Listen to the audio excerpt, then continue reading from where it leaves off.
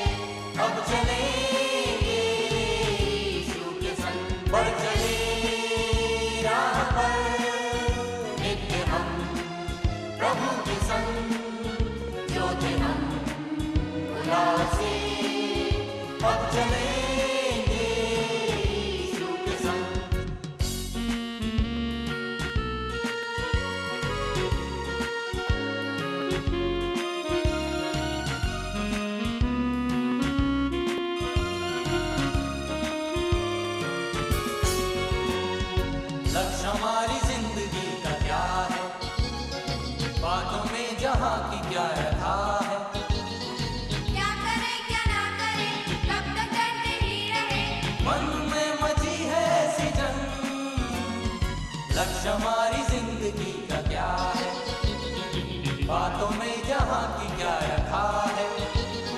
क्या करे क्या ना करे, कब तक डरते ही रहे।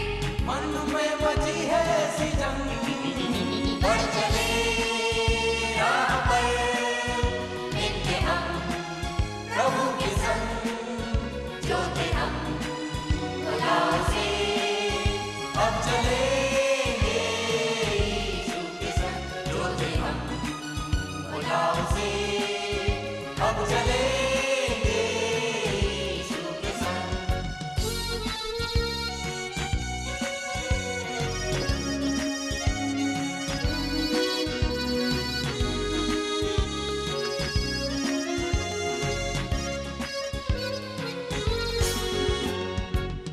कौन से मार्ग को चुना है, ध्यान से वचन को क्या सुना है।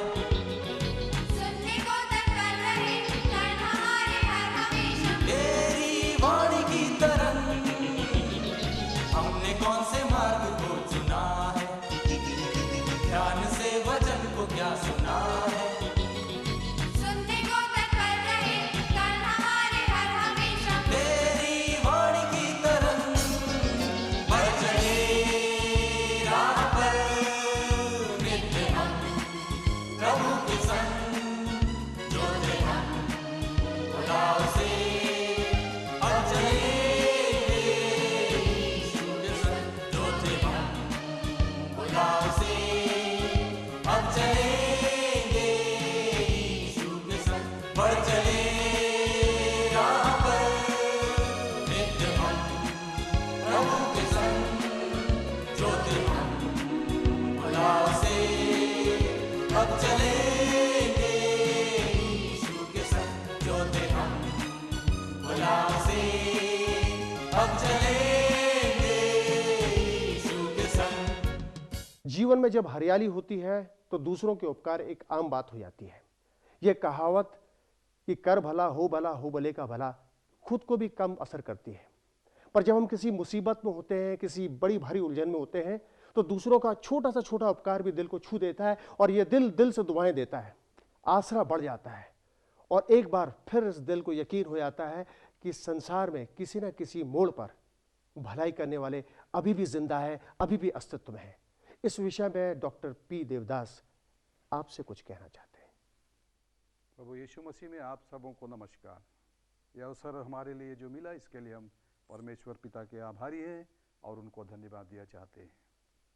मित्रों, हम आम रूप से एक शब्द सुनते हैं, बोलते हैं, भले उसका अर्थ हम अपने दिल में नहीं लेते, लेकिन ऐसा है भलाई, कर भला तो हो भला, ये तो हर कोई बोलता है।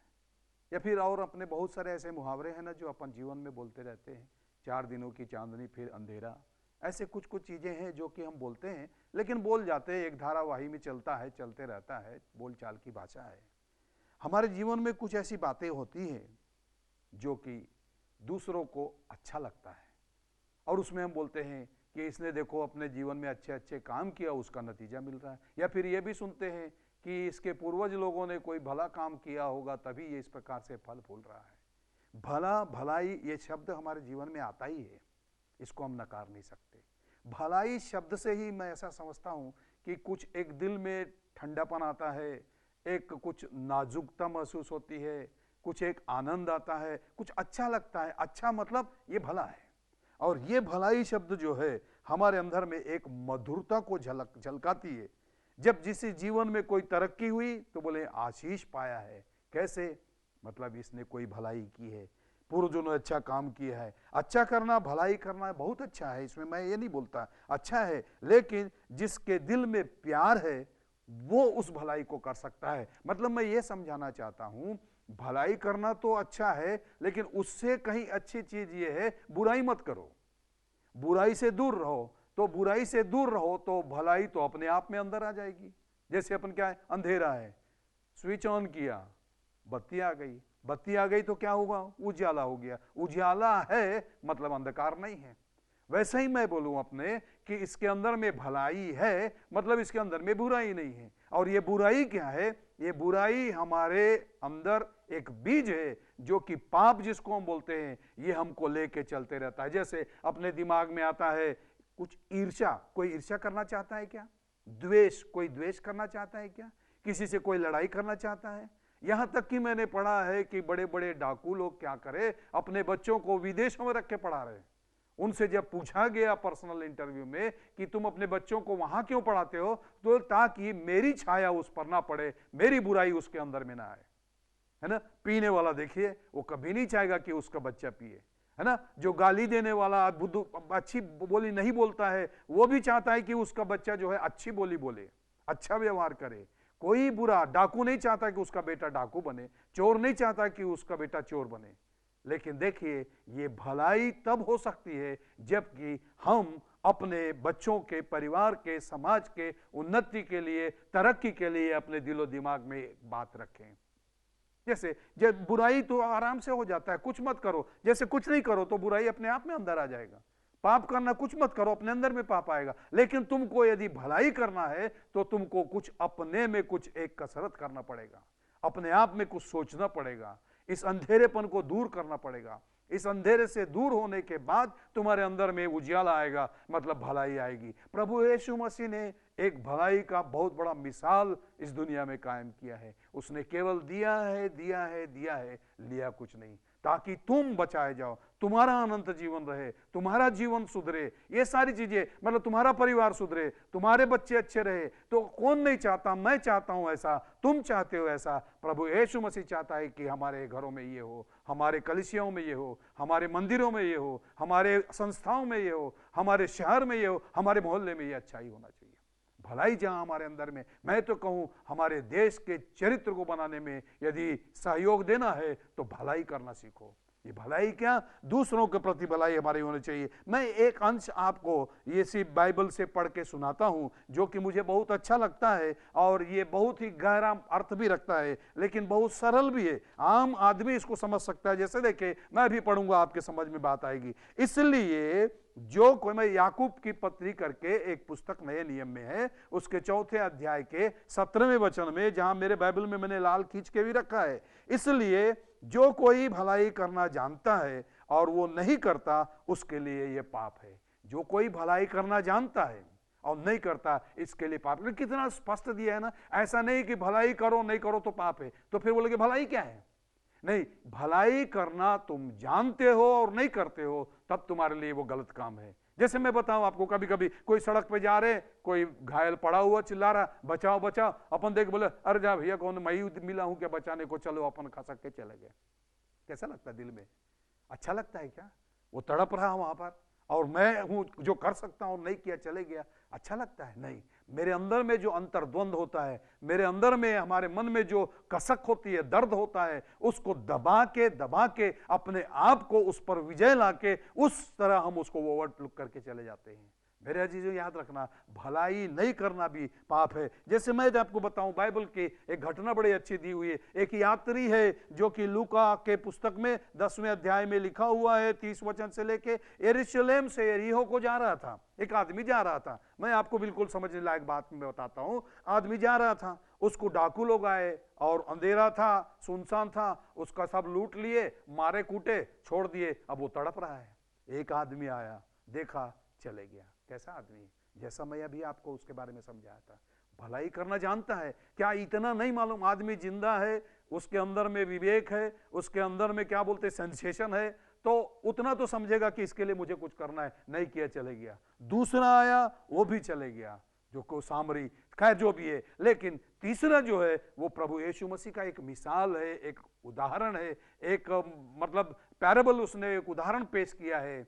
और जब उसने उसको देखा, उसको उठाया, उसके घाव पट्टी वगैरह सब बांधा, लहू जहाँ खून बह रहा है उसको बांधा, और उसको अपने सवारी पे बैठाया, ले गया, होटल में ले गया, वहाँ रखा। और रखने के बाद होटल वाले को बोला, देखना भैया, इसको देख, मैं जरूरी काम से जा रहा हूँ। मतलब वो अपना काम छोड़ के इस काम में लग गया। ये भलाई नहीं तो और क्या है?